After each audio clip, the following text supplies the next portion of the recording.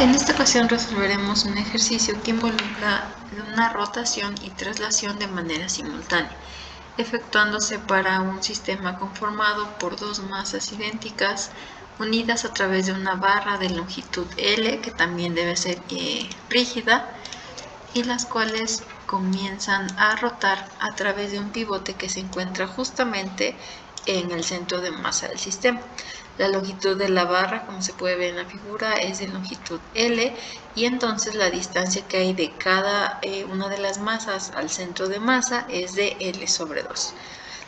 La pelota M2 en este caso recibe una velocidad inicial que, como se puede ver, totalmente en dirección del eje X, por lo cual el sistema, al ser libre la rotación, comienza a girar.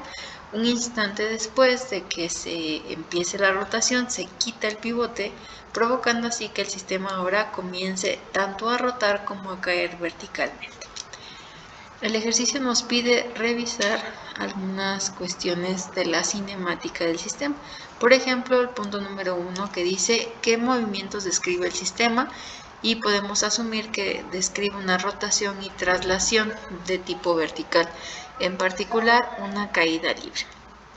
Punto número 2 dice calcule la expresión que define el ángulo que forma la barra con respecto a la vertical o bien al eje Y. Como podemos notar, para hacer el análisis un poco más sencillo, debemos de fijarnos justo en el instante en el que la masa que se encuentra abajo, o sea, la masa número 2, comienza a realizar la rotación debido a la velocidad inicial que se le proporciona. Justo en ese instante, el eje de rotación, justo antes de que se despegue del eje X, se encuentra en la masa que teníamos enumerada como M1. Justo en ese instante, entonces, el eje vertical con respecto a la barra forma un ángulo θ. Esta variación va a depender evidentemente del tiempo, por lo cual debemos de encontrar una expresión. Nuestros parámetros iniciales vamos a poner que son 0, tanto en el ángulo que se forma como en el tiempo inicial, y recordando que la velocidad angular, omega, está definida como el cambio en el ángulo respecto del tiempo, hacemos un despeje y podemos notar que el ángulo o la variación angular va a depender simplemente del tiempo por una división. Es decir, recordando que estos parámetros delta θ y delta t significan tiempo final menos tiempo inicial, por las condiciones iniciales del sistema se reduce esta expresión. Por otro lado, como estamos analizando una rotación, también recordemos que la velocidad se puede ahora identificar o distinguir dos tipos, como una velocidad lineal y una velocidad angular, relacionadas a través de esta expresión, donde v0 en este caso es la velocidad que se le aplica justo al instante en el que empieza a rotar el sistema, y es exactamente igual a r omega, donde r es el eje de rotación del sistema. Para ese instante, repito, como se había mencionado al principio, justo antes de que despegue del eje horizontal, la distancia que hay del eje de rotación a la partícula que estoy analizando es el largo de la barra, por eso se cambia por el valor L. Si despejamos de aquí la velocidad angular, nos queda entonces como v0 entre L. Por otro lado, por la primera ecuación que habíamos encontrado, si relacionamos estas dos, podemos darnos cuenta de que son exactamente la misma variable, que es la velocidad angular.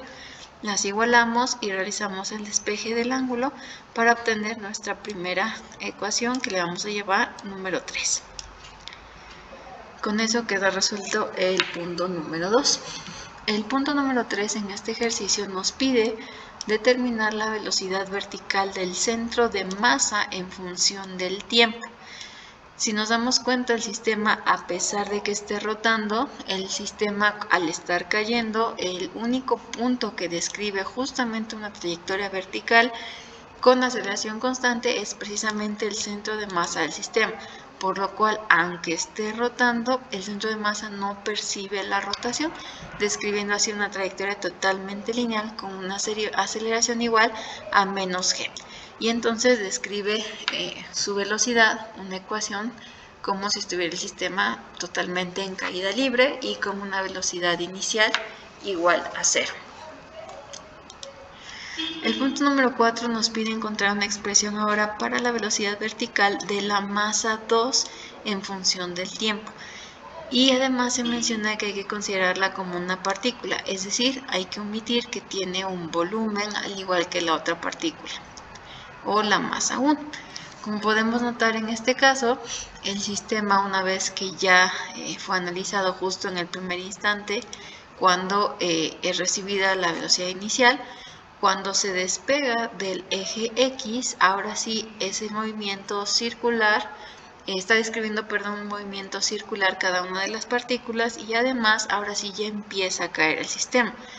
Cada partícula, o sea, M1 y M2 respecto del centro de masa, se mantienen a una misma distancia, y como están rotando y describiendo una trayectoria circular, el eje de rotación está justamente en el centro del círculo de la trayectoria que describe cada una de las partículas.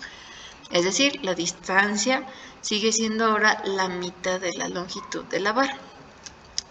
Ahora, notemos que la partícula 2, que es la que estamos analizando, posee tanto una velocidad vertical por el proceso de la caída, o una componente vertical de velocidad, que es menos g por t, más la componente de la velocidad tangencial a la trayectoria circular que ésta describe.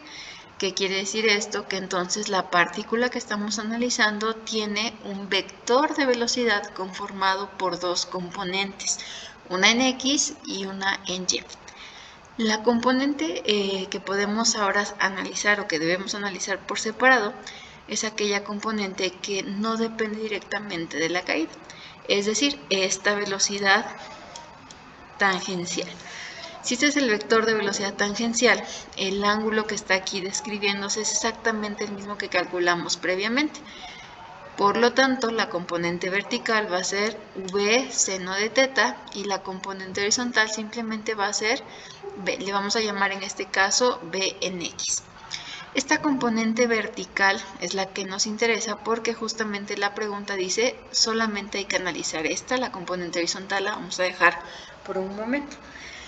Si nos fijamos, entonces esta componente vertical está conformada tanto por la velocidad por el seno de teta, que es la componente vertical de este vector de velocidad tangencial, como por la velocidad que adquiere por la caída libre del centro de masa.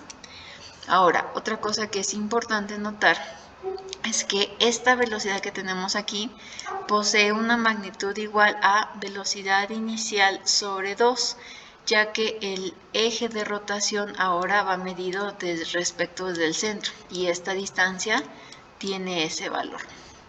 Y entonces, por la relación que habíamos visto anteriormente de la velocidad angular por el radio o el eje, o la distancia que hay al eje de rotación, entonces por eso realizamos este cambio. Ahora sí, restamos estas dos componentes. En este caso el signo negativo es porque es una caída, indica o va hacia el eje Y que teníamos en nuestro marco de referencia, pero en sentido negativo. Y la otra componente queda positiva por la imagen o la figurita que estamos manejando.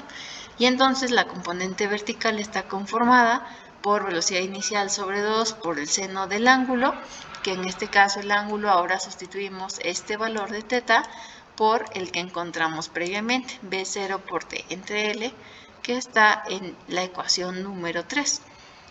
Vamos a llamarla esta la ecuación número 4, y entonces sumando esas dos componentes, que sería esta otra, el punto número 4, entonces tenemos el análisis completo de la velocidad inicial, perdón, la velocidad que lleva la partícula que estamos analizando. En esta figura, permítanme nada más cambiar, estamos analizando la partícula número 2. Y con eso quedaría resuelto este ejercicio.